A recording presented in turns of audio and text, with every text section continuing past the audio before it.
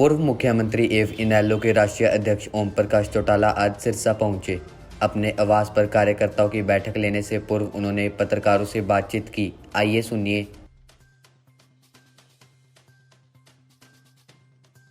आपकी निगाह में कोई हल ना निकल रहा हो तो बात अलग है, बाकी हल तो निकल गया। सरकार की जो नीयत थी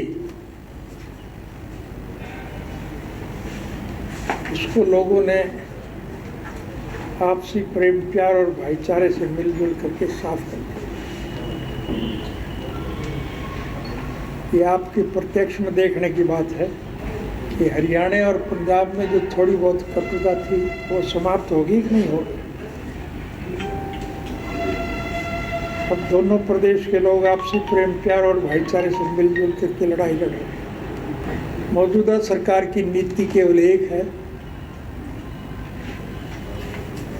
कि लोगों को आपस में लड़ाओ, फूट डालो और राज करो। इस मामले में आज मेरे कहने की आवश्यकता नहीं, आप तो सबसे ज़्यादा वाकिफ हो। जात पात का जहर फैला करके जो आपस में लड़ाते थे उनके मुंह पर लोगों ने करारी चपत मारी। सही मायनों में हमारा देश कृषि प्रधान देश है और इस देश की अर्थव्यवस्था केवल खेती पर टिकी है। किसान अगर खुशहाल है तो देश मालामाल है।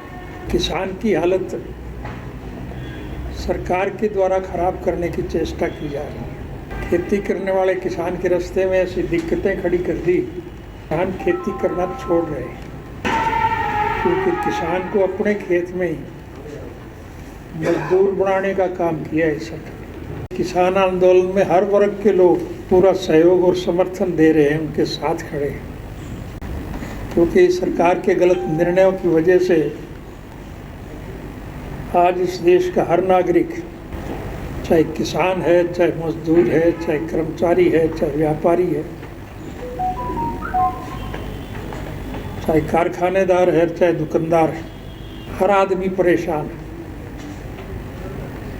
ये जो 3 कानून उन्होंने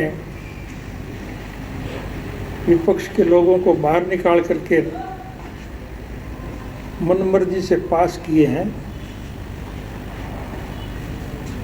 इससे पूरा राष्ट्र बर्बाद हो जाएगा। इसलिए लोगों ने अब एक मन बना लिया है कि सरकार का अंत किया जाए। हर वर्ग के लोग इस आंदोलन में साथ जुटे हुए हैं और लोग जब इकट्ठे होकर के लड़ाई लड़ने का मन बनाएंगे तो विजय श्री निश्चित रूप से इनके चरण चूमेंगे। ये कोई पहला निर्णय नहीं है, ये तो हमारे खून में है। बंधन की सरकार जो है सरकारी तौर पर जनहित के कामों में रुचि ले रही है या अपने स्वार्थ की पूर्ति में लगी। हमारा किसी से कोई द्वेष नहीं, हम तो राष्ट्र के हित के लिए देश के लोगों को जागृत करने का काम कर रहे हैं। और जैसा कि मैंने बताया, हमें इस बात की प्रसन्नता है कि हमारे निर्णय की हर आदमी आज सराहना कर रहा है और मुझे खुशी है कि सारे देश के लोग इकट्ठे हो रहे हैं।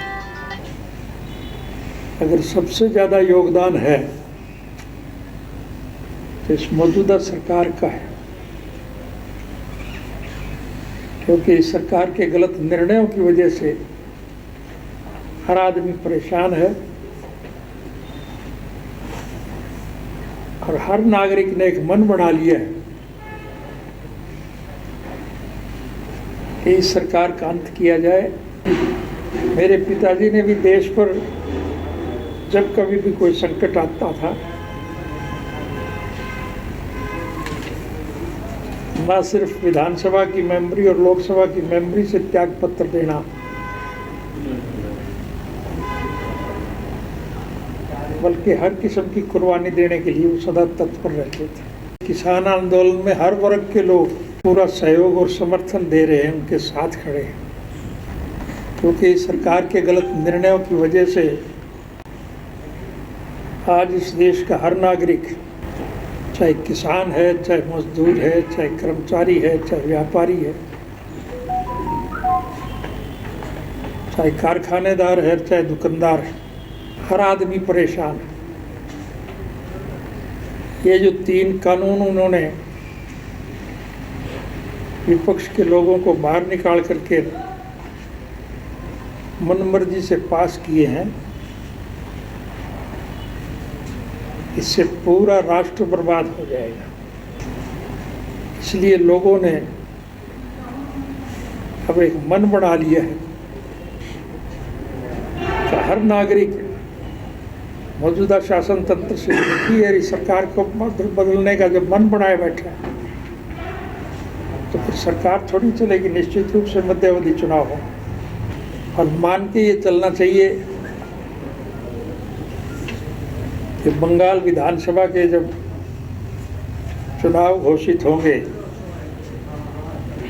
तो हमारे देश के सिस्टम के मुताबिक किसी भी रियासत के जब चुनाव होते हैं तो बाकी देश में जो कोई सीटें खाली होती हैं उनके भी चुनाव साथ होते हैं। इलाहाबाद का तो चुनाव होगा ही। अब चुनाव में इलाहाबाद के मतदाता क्या निर्णय लेंगे ये तो उनकी मर्जी पे है, उनकी मंशा पे है, लेकिन मैं बड़े गर्व और फख्र के साथ कह सकता हूँ कि इस क्षेत्र के लोगों ने सदा हमारी पार्टी का साथ दिया है। निश्चित रूप से वो जब चुनाव होंगे तो हमारी पार्टी के प्रत्याशी का समर्थन करेंगे।